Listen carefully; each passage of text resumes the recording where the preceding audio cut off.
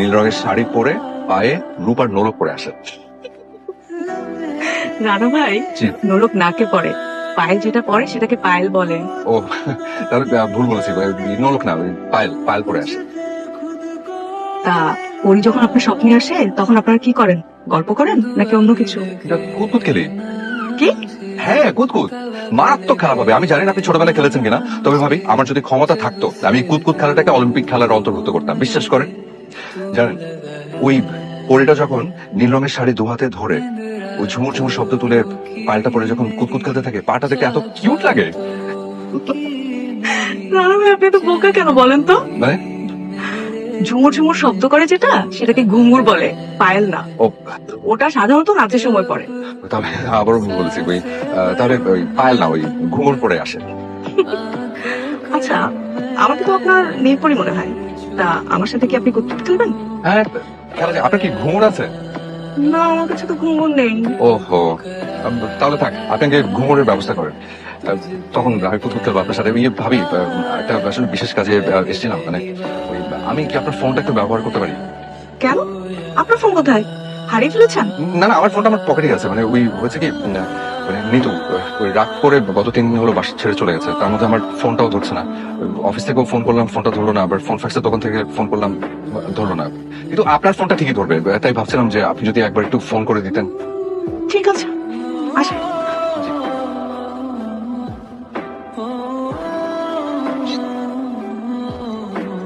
Hello, Nitu ভাবি, আমি সাবিলা, আপনাদের পাশে ফ্ল্যাটেই থাকি। চিনতে পেরেছেন?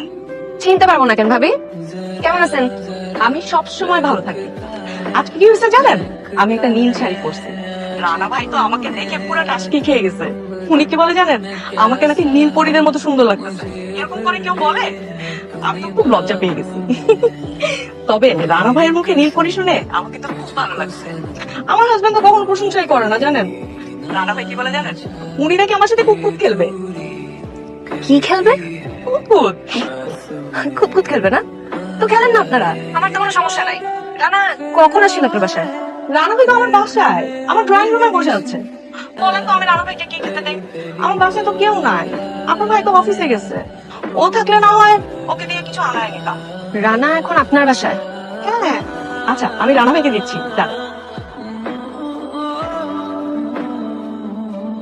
রানা ভাই, জি। নে হ্যাঁ। কথা বল। হ্যালো, আসসালামু আলাইকুম। ওয়ালাইকুম সালাম। হাই, তুই বাসে কি করস? হ্যাঁ, ওই বাসে কি করস? তুমি তো আমার ফোন ধরছো না রাগ করে। তাই বুদ্ধি করে সাবির ভাবির বাসায় এসে তার ফোন থেকে তোমাকে ফোন করেছি। ভাবি হাজবেন্ড নাকি বাসায় নাই? হ্যাঁ, ঘটনা সত্যি। ওই লুচ্চার ঘরের লুচ্চা, তোরেন ভাই বাসায় নাই তো তুই ওই বাসে কি করস? আরে বললাম না তোকে ফোন করতে এসেছি। তুই কি বাড়ির ভিতরে? হ্যাঁ, ড্রয়িং রুমে। সাবির ভাবি আমার পাশে বসে আছে, আমাকে দেখে আবার মিষ্টি মিষ্টি হাসছে। ওরে লুচ্চা, তোকে তোকে আমি সত্যি সত্যি ডিভোর্স দিব। জান, তুমি সব কি বলো? এই, আমার সাথে কোনো কথা বলবি না। তুই শুধু ডিভোর্স লেটার সাইন করার জন্য কলম খুলে অপেক্ষা কর। নিতু, হ্যালো নিতু, আসসালামু আলাইকুম। কি খবর? জরিনা বেগম কেমন আছেন আপনি? ওয়ালাইকুম আসসালাম। কালু, আমি কেন জরিনা বেগম না, আমি জুলেখা বেগম। ও সরি সরি সরি, নাম ভুল বলেছে। হ্যাঁ, জুলেখা বেগম কেমন আছেন আপনি? আপনাকে খুব সুন্দর লাগছে, দেখে মনে হচ্ছে একদম নীল পরি। এটা আমি জানি, আমার সবসময় ফরিল্লাহানি লাগে। আমার বাপ জানি কইতো আমি বহুত সুন্দর, আমার কাছে বলে ফরিও ফেল। আপনার বাবা সত্যি কথা বলতো। আগে যখন বয়স কম আছি সবাই শীতকালে কইতো সিনেমাত নাম, তখন তো সরম আসিল, কিন্তু এখন তো সরম নাই, সরম কমছে, কিন্তু বয়সই তো নাই গা, আফসোস। আফসোসের কিচ্ছু নেই, আপনি চাইলে এখনো সিনেমা করতে পারবেন, কারণ আপনি দেখতে এখনো অনেক সুন্দর। আচ্ছা খালা, ওই নিতু কি বাড়িতে আছে? তাকে বলেন আমি আসছি। হ্যাঁ, তোকে বাসাত নাই, মিতু কালা হেরা বাপ মার লগে মার্কেটে গেছে। আর ভিতরে আইন, আমি চা বানাই দিই। আই নাই। ঠিক আছে, দেন চাই খাই। তুমি এখানে কি করো? আপা, তোমাকে না নিতু আসতে মানা করে দিছে?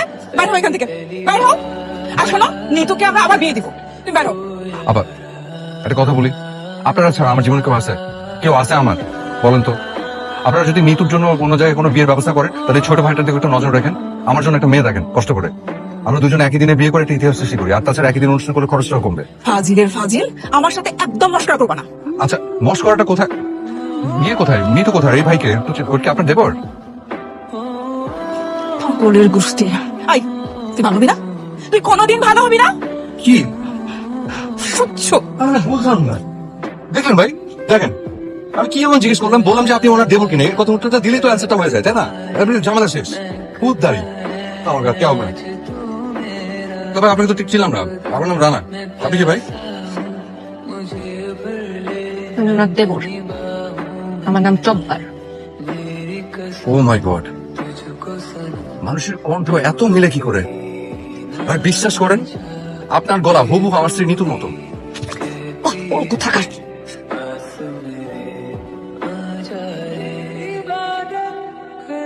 আরে বাপরে, পুরো দারুণ স্মেল। তাড়াতাড়ি খেয়ে বাসায় যাও, এত রাতে ও কোথাও যাবে না, ওইখানে থাকবে। মা শোনো, তোমাকে একটা কথা আমি সাফ সাফ বলে দিচ্ছি, আমি আর এর সংসারে ফিরবো না। তুমি জোর করে তোমার নিজের বোনের একমাত্র ছেলের সাথে আমার বিয়ে দিছো, আমি মেনে নিছি। গত 9 মাস ধরে এর সাথে সংসার করার চেষ্টা করছি, কিন্তু এই পাগলের সাথে এই সংসারের ভার আমি আর আমার মাথায় নিতে পারতেছি না। মা কি বললা? তুমি আমার ঘর তোমার মাথায় নিতে পারছো না? আমি মাথায় তোমার কবে বসলাম যে তুমি আমার ঘর তুমি মাথায় নিতে পারছো না? এটা কোন ধরনের কথা?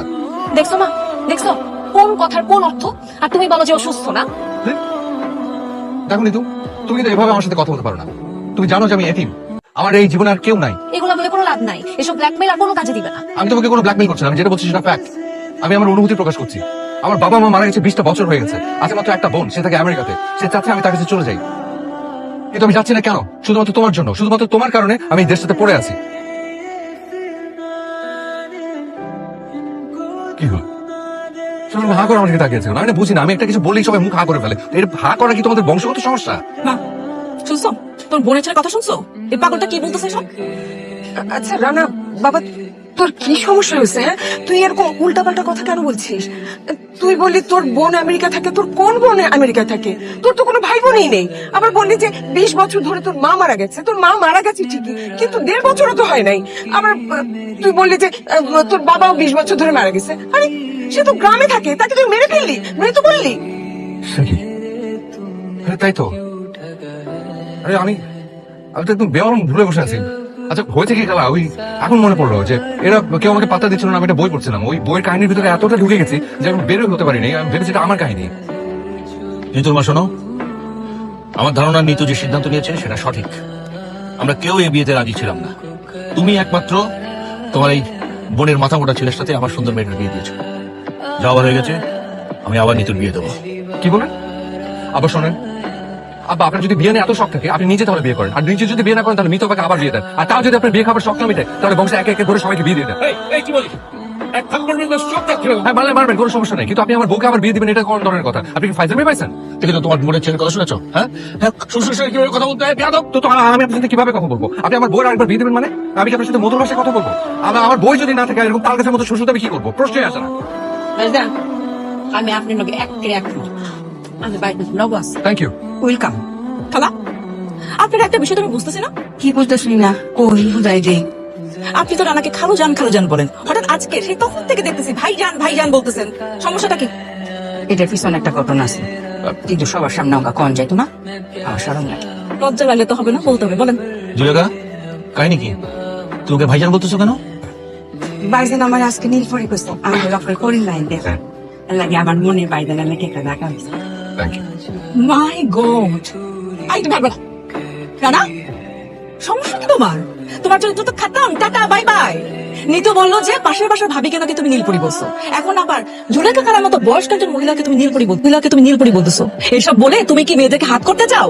ছি ছি ছি ছি ছি ছি ছি, তোর মাথায় সমস্যা আছে জানতাম, ও চরিত্র খারাপ সেগুলো জানতাম না। আব্বা, তোমাকে এই পরিবারের একজন ভক্তি তোমার ঘৃণা হচ্ছে। এক টেবিলে বসে তোমার সাথে খেতে আমার আর রুচি হচ্ছে না। তুমি এক্ষুনি আমার বাড়িতে বেরিয়ে যাও, যাও। আচ্ছা ঠিক আছে, যাচ্ছি। এই 15 রোজটা খেয়েছি, গত 3 দিন ধরে নুডলস খেতে খেতে আমি বিরক্ত হয়ে গেছি। খবরদার, তুমি একটু কিচ্ছু খাবে না, যাও যাও আমার বাড়িতে বেরিয়ে যাও। আচ্ছা শুধু রোজটা খাই যাচ্ছি। খবরদার, কাজ করবো না, যাও যাও বেরিয়ে যাও।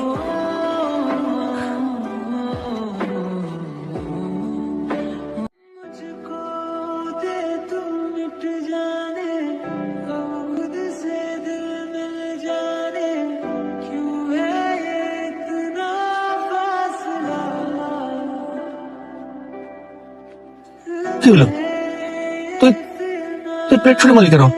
খাবি না? আমি এই খাবার খাবো না। যে খাবার আমার স্বামী খেতে পারে নাই, সেই খাবার আমার মুখে উঠবে না। তোমরা ওকে অপমান করে খাবার টেবিল থেকে বের করে দিছো। তাকে বাসা থেকে একরকম গলা ধাক্কা দিয়ে বের করেছো। মানে কি? তুই তো বললি তোর স্বামীর চরিত্রের সমস্যা। না, এই কথা তো আমি বলি নাই, এই কথা তো আপু বলছে। আর তুমি আপুর কথা শুনে ওকে যা তা বলছো। তুমি আমার বাবা, তোমার সম্মান রক্ষার্থে আমি চুপ করেছিলাম। তোমার সাথে আমার স্বামীর সামনে কোন রকম তর্ক করি নাই। কিন্তু আজকে যদি তুমি না হয় এখানে অন্য কেউ হয়তো একদম শিক্ষা দিয়ে দিতাম একটা। বুঝলাম না, হঠাৎ করে তো এরকম ফালতু পাগল ছেলেটার জন্য তোরা উতলায় উঠলো। ওই চরিত্রহীন ছেলেটার জন্য তুই বাবার মুখে মুখে কথা বলতেছিস? আপু, আমার স্বামী বাচাল, পাগল, মাথা মোটা এগুলো সব ঠিক আছে, কিন্তু ওর চরিত্রে কোনো সমস্যা নেই। ও তাই? তাহলে তুই যে বললি যে পাশের পাশে সাবিলা ভাবিকে সে নীলপরি বলে, আজকে তো চোখের সামনে দেখলি যে জুলেখা খালাকে সে নীলপরি বললো। আমি এটাও শুনেছি যে অফিসের কলিগদেরকে তো সে সেম কথা বলে। কেন বলে? এর কোনো জবাব আছে? আমি জানি তো কোনো জবাব নাই, কারণ তুই নিজেও জানিস যে ওর চরিত্রে সমস্যা আছে। ওর সমস্যা আছে, কিন্তু সেটা ওর চরিত্রে না, ওর মনে সমস্যা। ওর মনটা বাচ্চাদের মতো সহজ সরল। ও ভাবে পৃথিবীর সব মেয়েরাই সুন্দর, পৃথিবীতে নাকি কোনো অসুন্দর মেয়ে নাই। ওর কাছে পৃথিবীর সব মেয়েরা নীলপরি। ও তো কেটে বসে, তাই না? ও উল্টা পাল্টা একটা বুঝাই দিল আর তুই সেটা বুঝে গেলি। হ্যাঁ, বুঝে গেছি। এর কারণ আছে, কারণ ওর মাকেও মাঝে মাঝে নীলপরি বলে। জিজ্ঞেস করো, বিশ্বাস না হলে মাকে জিজ্ঞেস করো। এখন বলো, কি কারণে ও মাকে নীলপরি বলে? কি? ওকে, স্বামী তোর, সমস্যা তোর, তোর ভালো মতো তুই ভালো বুঝবি। তোদের এইসবের মধ্যে আমিও নাই। হ্যাঁ, আমিও চাই না তুমি থাকো আপু। তুমি আমার বড় বোন, তুমি বড় বোনের মতো থাকবা। তুমি আমাকে যেমন ভালোবাসো, তুমি আমার স্বামীকেও ভালোবাসবা। আর ভালোবাসতে না পারলে নো প্রবলেম, কোনো সমস্যা নাই। কিন্তু তাই বলে তুমি ওকে অপমান করবা, সেটা তো আমি সহ্য করবো না। আমি বলেছি আপু, নেক্সট টাইম থেকে তুমি যদি ওর সাথে এমনি কথা বলো, এমনি অপমান করো, এটা কিন্তু খুব খারাপ হবে। দেখ নিতু, এখন কিন্তু তুই বেশি বেশি বলতেছিস। আমি তোর বড় বোন, তুই আমাকে যা ইচ্ছা ছোট করে অপমান করে সে কথা বলতে পারিস না। ও, আর তুমি আমার স্বামীকে অপমান করবা, খাবারের টেবিল থেকে উঠাই দিবা, আমি মিষ্টি করে তোমার সাথে সম্মান দিয়ে কথা বলবো, প্রশ্নই আসে না। মানে তোরা 2 ঘন্টা থামতো। দেখ যাওয়ার হয়ে গেছে, এখন মাথা ঠান্ডা করে চল খেয়ে নি, তারপরে আলোচনা করি। না বাবা, যে খাবার আমার স্বামী খেতে পারে নাই, সেই খাবার আমার মুখে উঠবে না। এই খাবার আমার জন্য হারাম। দেখ, তুই কিন্তু একটু বেশি বাড়াবাড়ি করতেছিস, উল্টা পাল্টা করতেছিস, বেয়াদবি করতেছিস, বাবা মার সামনে বেহায়ের মতো স্বামী স্বামী করতেছিস। হ্যাঁ, কারণ এরকম পাগল স্বামী সবার কপালে জুটে না। আমি ওকে বললেও হাসতে হাসতে আগুনে ঝাঁপ দিতে একটাবারও ভাববে না। হ্যাঁ রে কপাল, এত শখের পোলাও রোজ খেতে পারলাম না, এখন পাউরুটিতে ডিনার করছি।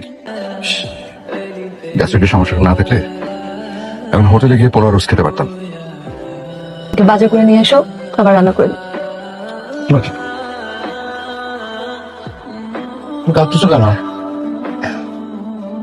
স্বামী তৃপ্তি নিয়ে খাওয়ার দৃশ্য একজন স্ত্রীর জন্য কতটা সুখের বুঝবা না। খাও,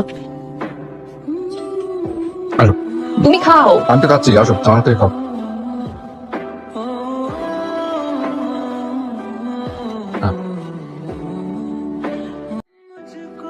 কেমন দেখতে হবে তো কার বই রান্না। হ্যালো, আসসালামু আলাইকুম। কি কেমন চাল দিলাম? আমার মেয়ের রাগ বেশি তো, তাই তোমার খালার সাথে প্ল্যান করে তোমাকে খাবার টেবিলে অপমান করে বাড়ি থেকে বের করে দিলাম। যা দেখে আমার মেয়ের তোমার জন্য আবেগ জেগে উঠেছে, তাই তো সব ভুলে তোমার কাছে ছুটে গেছে। খবরদার পাগলা, উল্টাপাল্টা কিছু বলে আমার মেয়ের মাথা গরম করে দিস না। আপনি কে ভাই? আপনাকে তো ঠিক চিনতে পারলাম না। আর এই কাজগুলো কেন করেন? রাত বিরাতে মানুষকে ফোন দিয়ে আপনার কেন বিরক্ত করেন? এসব না করে একটু ঘুম দেন, ঘুমান। ওকে, পাগলের গোষ্ঠী পাগল। তুই কি কোনোদিন ভালো হবি না? না কি ফোন দিছে? কে আবার? এই পৃথিবীর একমাত্র শত্রু। বাবা, হুম। তোমাদের আচরণ দেখে কেউ বলবে তোমরা জামাই শ্বশুর আজব। আচ্ছা, এবারের বিরহে তুমি আমাকে নিয়ে কি কবিতা লিখলা? শুনতে চাও? লিখেছে একটা কবিতার নাম তুমি যখন। তুমি যখন আমায় দেখে একটু হাসো, বলতে পারো কেন আমার স্বপ্নরা ছুটে বেড়ায় মেঘে মেঘে। তুমি যখন আমার চোখে চোখ রাখো, বলতে পারো কেন আমার হৃদয়ে কালবৈশাখীর ঝড় ওঠে।